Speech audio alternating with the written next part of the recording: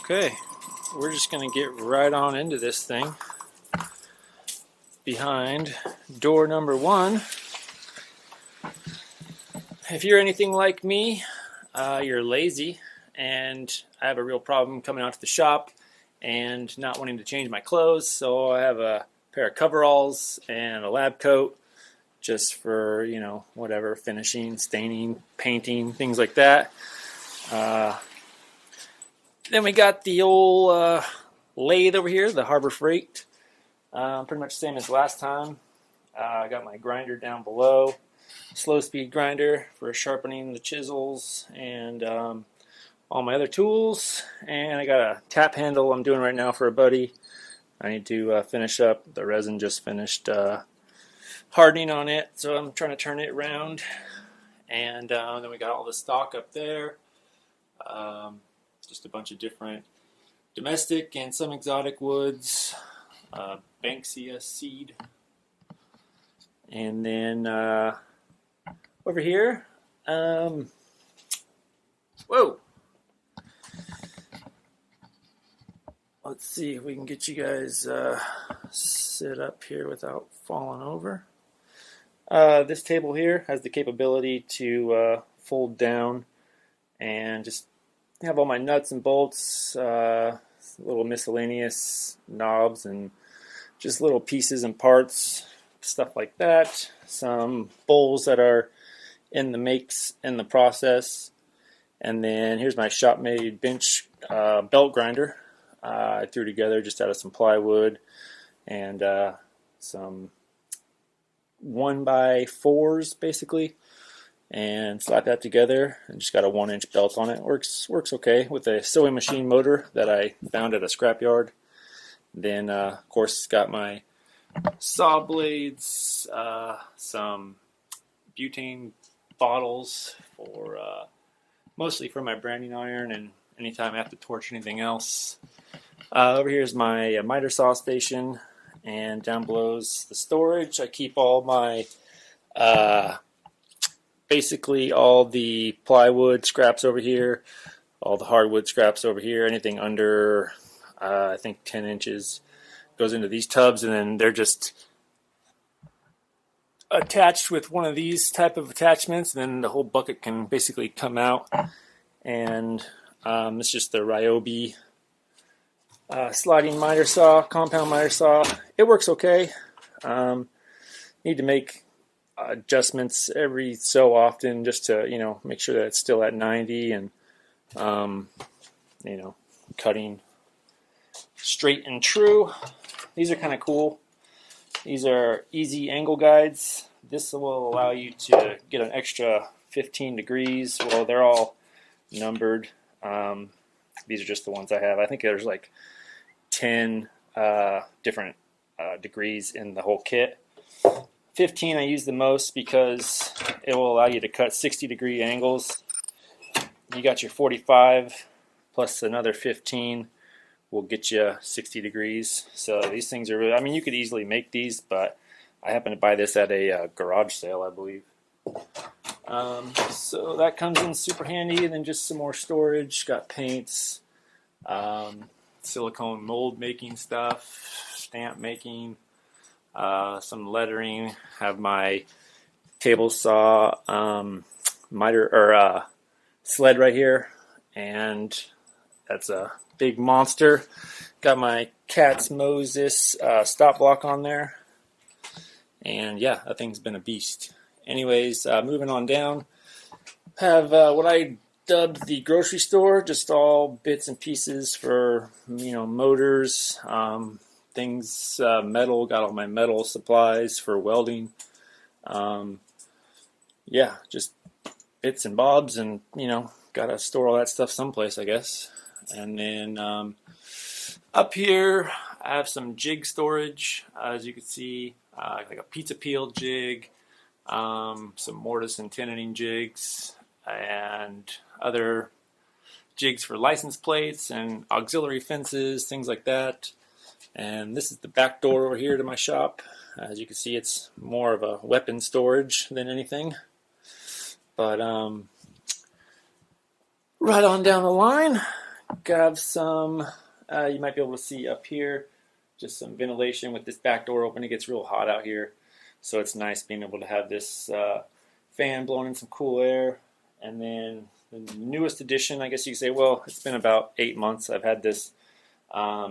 This is the Jet, what is it, 18 by 32 drum sander? 16 by 32?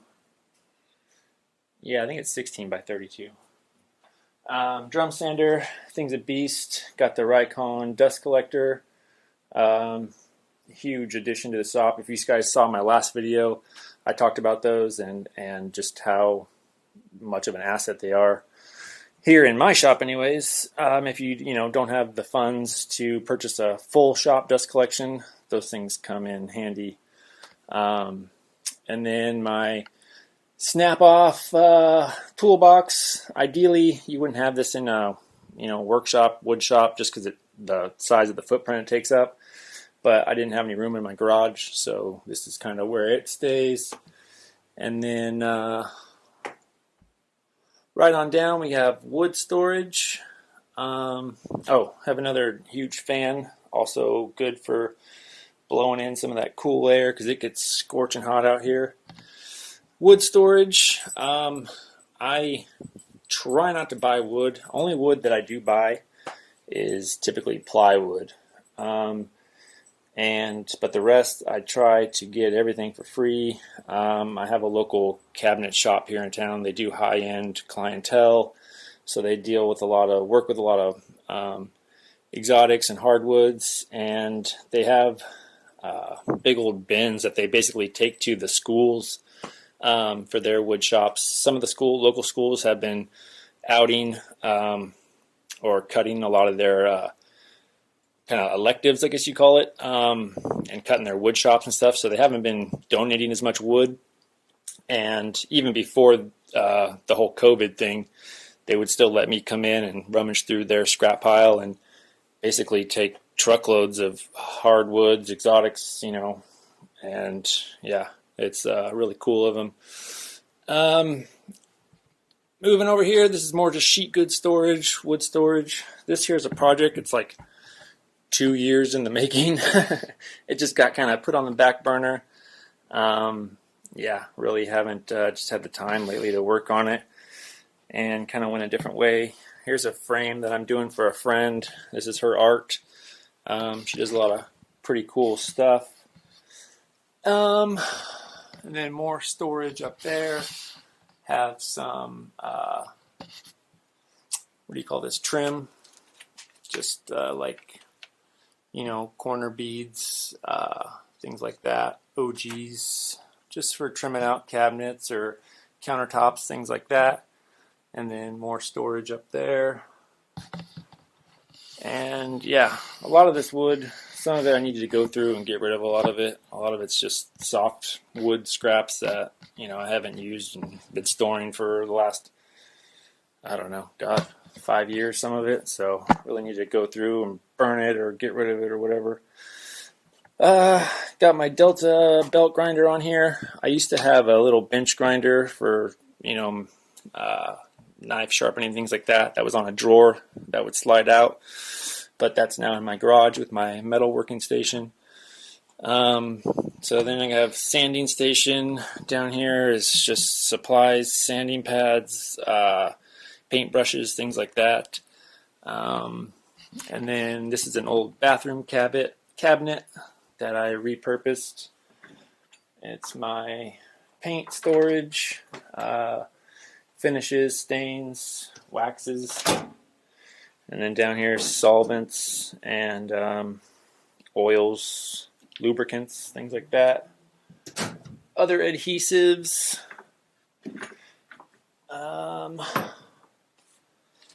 And then moving down the line, here's the first original prototype to the Murphy bar.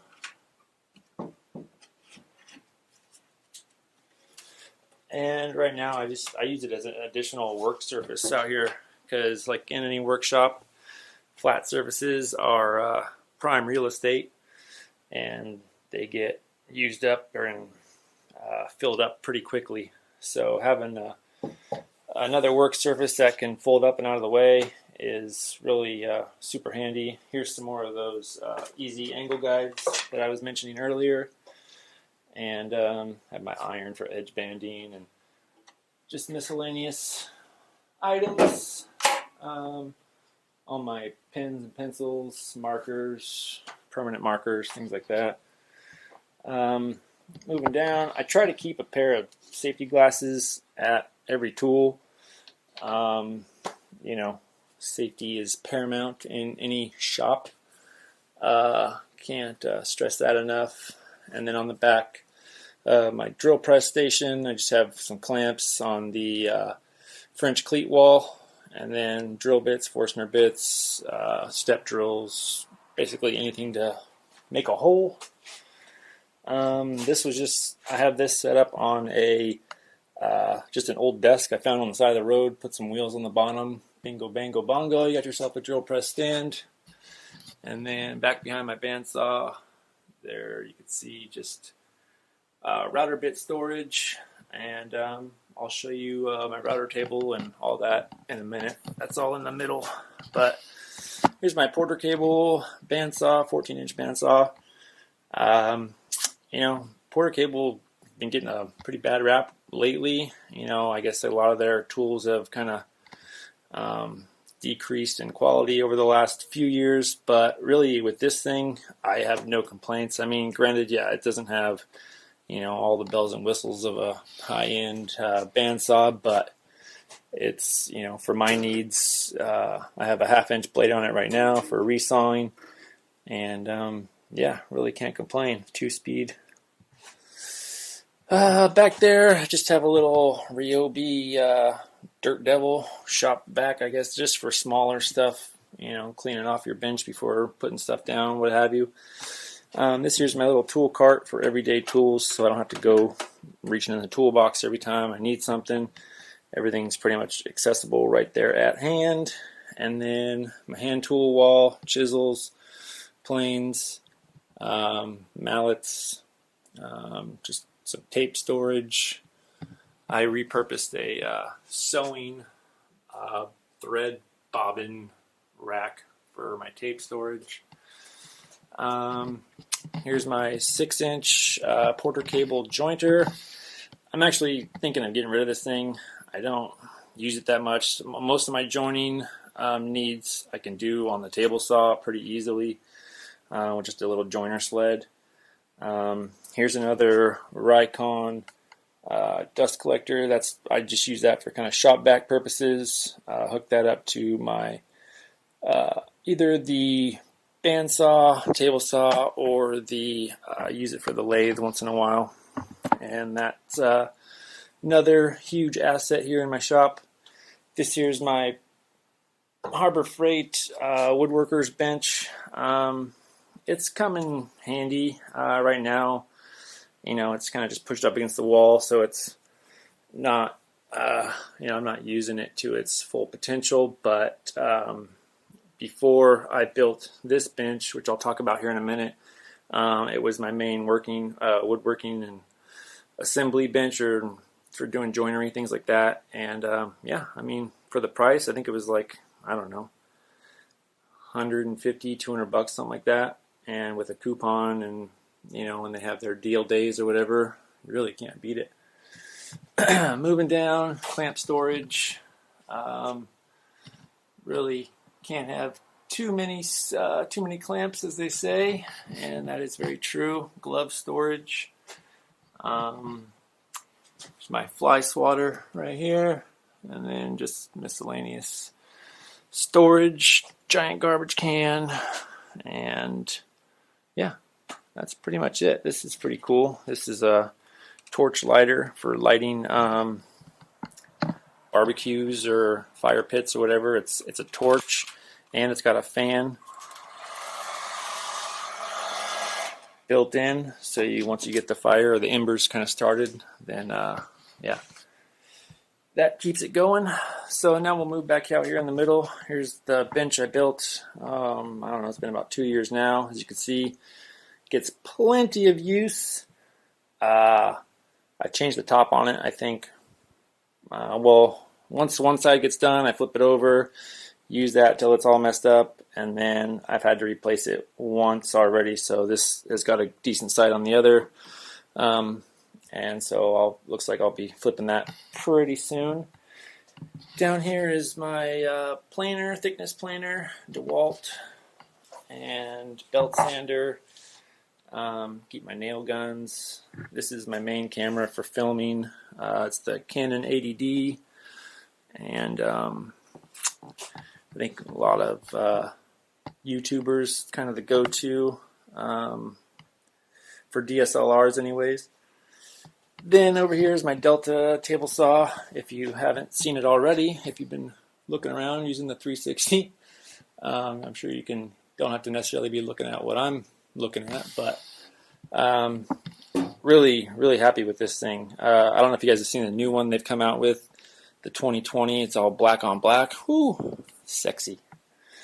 But I can't justify trading this thing in or selling it just to it's essentially the exact same saw, but it's just black on black, like I said, and it just looks really cool, really clean. But anyways, back over here, because when you get this saw, it's just you have this huge open cavity, so I went ahead and put in some melamine, and underneath is the Bosch, what is that, like a 2 horsepower, I think? It's pretty powerful, whatever it is, router.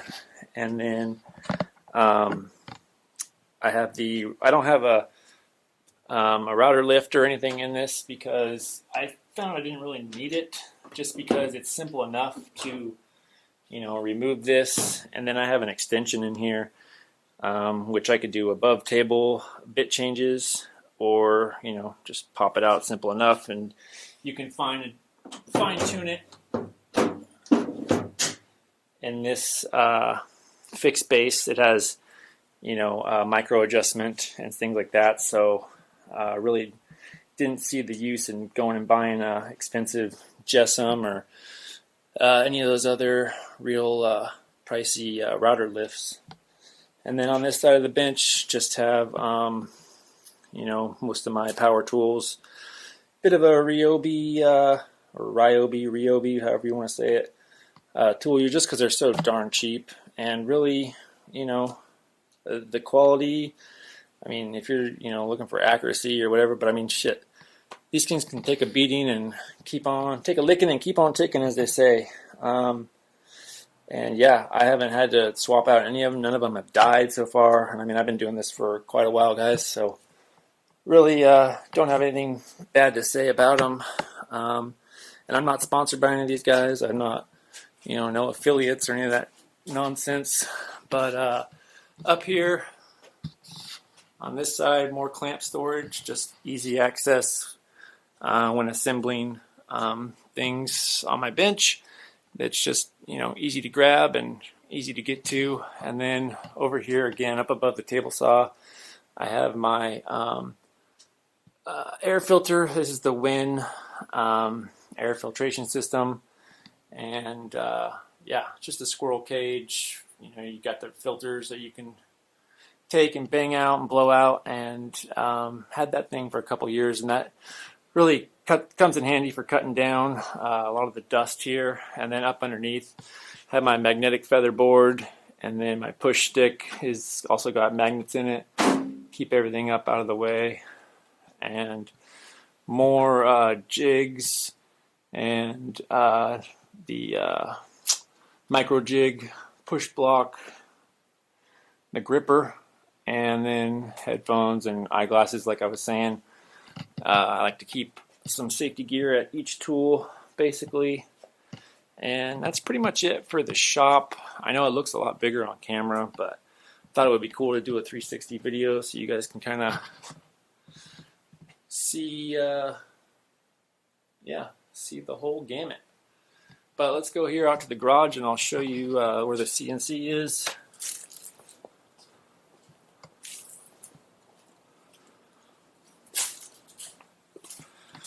So this here is in my garage, and I have the Inventables X-Carve. And yeah, this thing has been, I did the carved my buddy's last name, and the tap handles that I'm doing right now. Do a lot of signs. You might be able to see down there by my feet some signs I'm doing for family members' cabins, and yeah, just really been a workhorse since I bought this thing, and been a pretty big game changer for me and my business.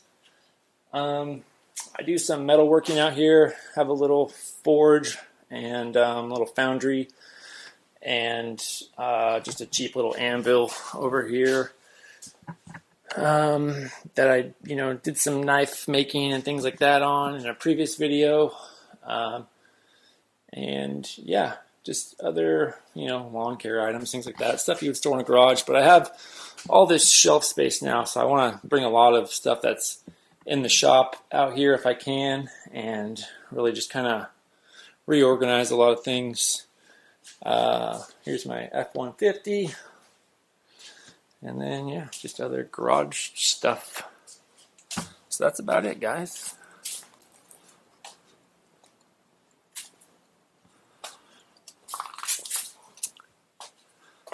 So that about wraps this one up. I'll just go ahead and finish here, and I'll stand you guys up if you want to do a last little tour of yourself or by yourself. You can spin around, look around, see whatever you need to see, and I'll just move the camera and let you guys look.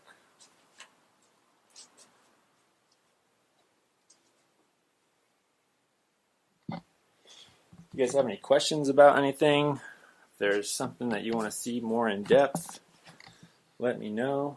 We can talk about it in the comments.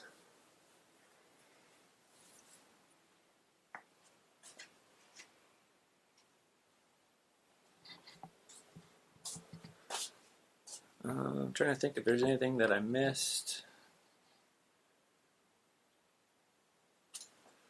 Not thinking so. The last video, I did a shop video or a shop tour video, I don't know, a year and a half or so ago, and it just felt really rushed, so I wanted to do another one, and I thought it would be kind of cool doing it this way. So I think my camera's about to die, but yeah. Again, if you guys have any questions or comments, please let me know down below. And yeah, thanks for sticking around, checking it out. Please share, like, subscribe. Other than that, I'll just let it run until the camera dies.